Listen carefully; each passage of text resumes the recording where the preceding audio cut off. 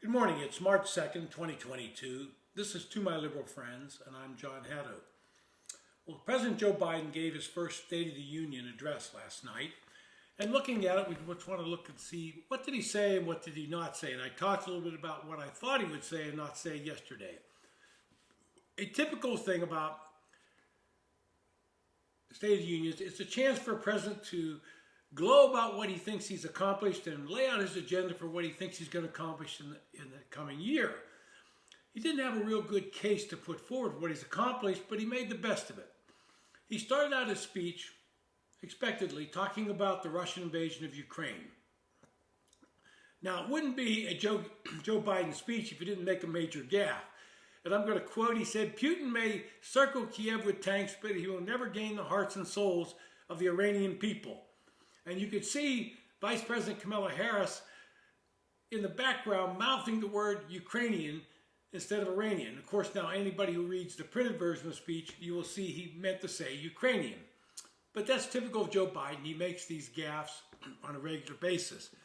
In his speech, he also, and I'm going to use some of the quotes he did, said, quote, "And unlike the $2 trillion tax cut passed in the previous administration that benefited the top 1% of Americans, my American Rescue Plan helped working people and left no one behind," end quote. Well, let's talk about that because I worked on that 2017 bill.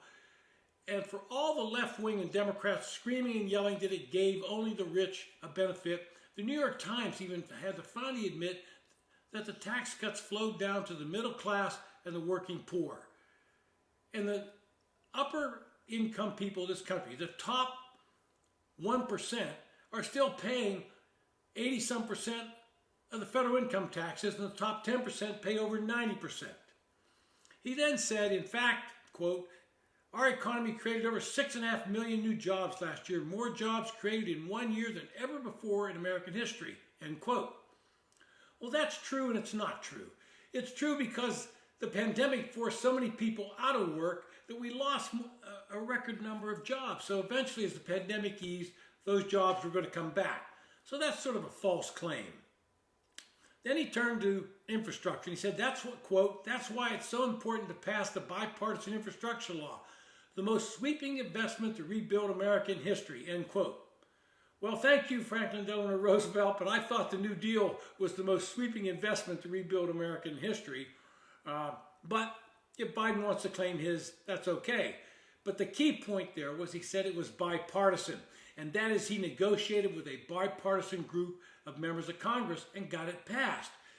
Unlike the Build Back Better bill, which was wholly written by Democrats and only negotiated with Democrats and still has not included negotiations on a bipartisan agreement. And he had to finally admit that it's going nowhere and he's going to have to break it apart and pass parts. And there are parts of that bill that can gain bipartisan support.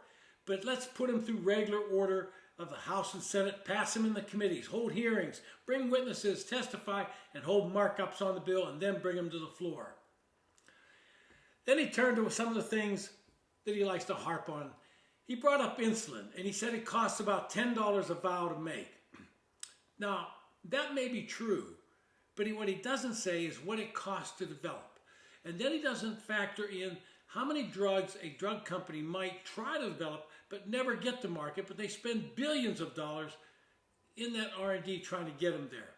So just saying it costs $10 a vial to make is not really a true function. He then said he wants to, quote, "cut the cost of child care. Many families pay up to $14,000 a year for child care per child.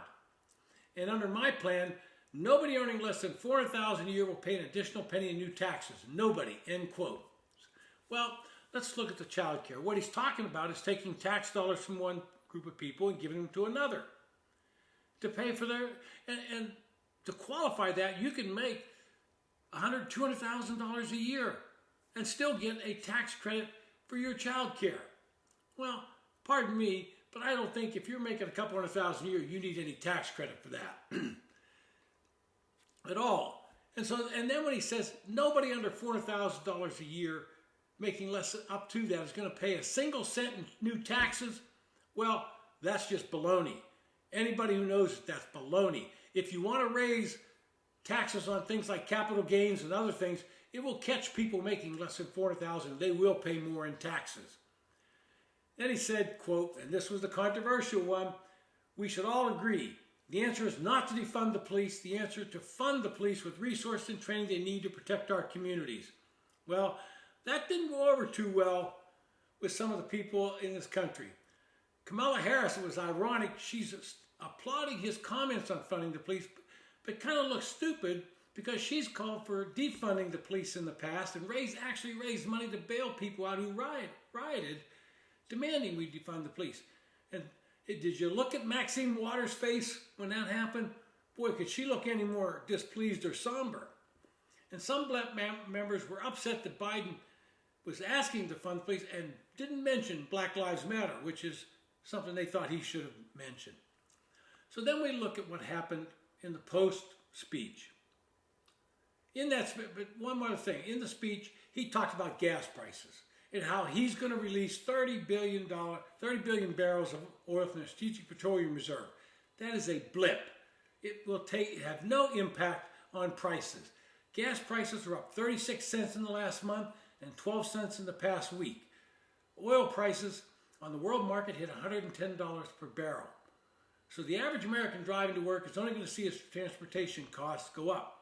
And I should point out, a report out recently showed that we're buying 650,000 barrels a day from Russia.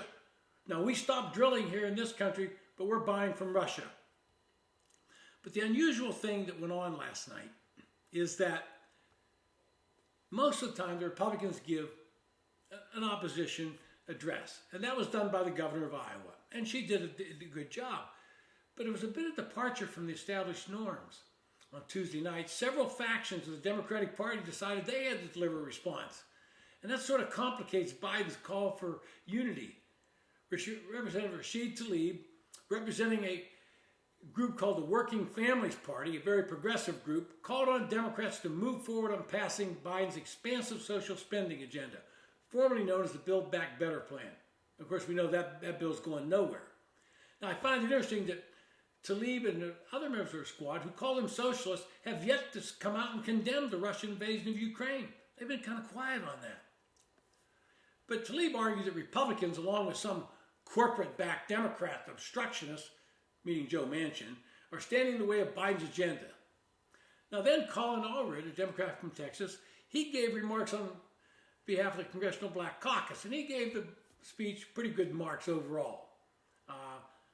But that's the first time they've had to do. Then Representative Josh Gottheimer, he delivered a response on behalf of the Democratic centrists. And he sometimes clashed with the other groups. And so you look at things and how they're going, and there were some different conflicts going on. Now, one of the things that Republicans have called for is to restart the Keystone Pipeline and to start drilling. Well, Jen Psaki, the White House press secretary, in an interview said the White House has no plans to pursue that pipeline because it would, quote, take years to have an impact. Well, all the infrastructure bills that we're proposing will take years to have an impact too. Should we stop those? No, none of this stuff can happen and be picked in a day, but it builds for the future and keeps us from these kind of controversies in the future. It's just ironic now. The last thing I want to say, Congresswoman Lauren Boebert and Marjorie Greene did themselves and the Republican Party no favors. They were embarrassing, both to the Republican Party and to the office they hold, with their heckling of the president during his speech. And I've seen Democrats do this in the past, and I wish both sides would stop these childish actions. This is the State of the Union. Allow the president to give his speech. You have every opportunity to criticize it, but quit acting like a bunch of little kids in there, and both of those women should be chastised and called to task for this. This has been To My Liberal Friends. Thanks for listening.